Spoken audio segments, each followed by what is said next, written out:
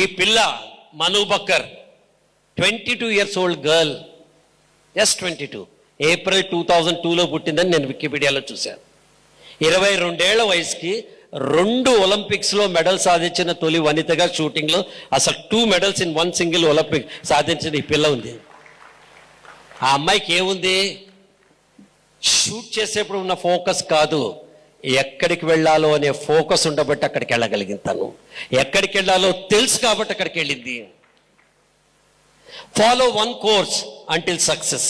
పారా Olympics నడుస్తున్నాయి, ఇప్పుడు para Olympics నడుస్తున్నాయి. ఇది పొద్దున్నే నేను చేశాంటని ప్రూఫ్ నా నెక్స్ట్ స్లైడ్ చూపిస్తాను. ఇందులో 3, Avani Lekhara women's 10 meters air rifle standing gold, Nitesh Kumar men's singles badminton gold, Sumit Antil javelin throw gold. వీళ్ళ 3 అంగవైకల్యం ఉంది, అయినా సరే మనసు వైకల్యం లేదు, లక్ష్య వైకల్యం లేదు, ఫోకస్ వైకల్యం లేదు. వాళ్ళు 3 గోల్డ్ కొట్టి చూపించారు ఇండియాకి. ఎస్ఆర్లో గట్టిగా చప్పలు కొట్టండి. ఎస్ఆర్లో మనం ఎందుకు భయపడాలి, దేనికి భయపడాలి? ఒక చిన్న లోపం ఉంటే మనం భయపడాలా? మనకి ఇంగ్లీష్ రాకపోతే భయపడాలా?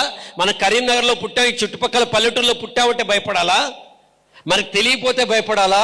మిస్టర్ మిస్ బేబీస్, మీ అందరికీ చెప్తున్నా, తెలియకపోవడం తప్పు కాదు, తెలుసుకోపోవడం తప్పు. తెలుసుకోపోవడం తప్పు, తెలియకపోవడం తప్పే కాదు. The journey from unknown to known, the journey from known to unknown is what learning is. ఈ 3 ఇవాళ పొద్దున్న ఈనాడులో నేను లేవంగానే మొత్తం ప్రిపరేషన్ అయిపోయిన తర్వాత 6:30కి పేపర్ వస్తే పేపర్లో హెడ్లైన్స్, ఈ అమ్మాయి తెలుగు పిల్ల దీప్తి 400 మీటర్స్లో కాంస్య పథకం వచ్చింది. మొన్నటిదాకా అమ్మాయికి మెంటల్ డిస్టర్బెన్సెస్ ఉన్నాయి. పారా ఒలింపిక్స్లో 3rd prize and she lost by just 30 సెకండ్లో 30th అంటే 50% అంటే అర సెకండ్ తేడాతో ఓడిపోయింది. లేకపోతే గోల్డ్ వచ్చేది ఈ అమ్మాయికి. దీప్తి మన తెలుగు పిల్ల.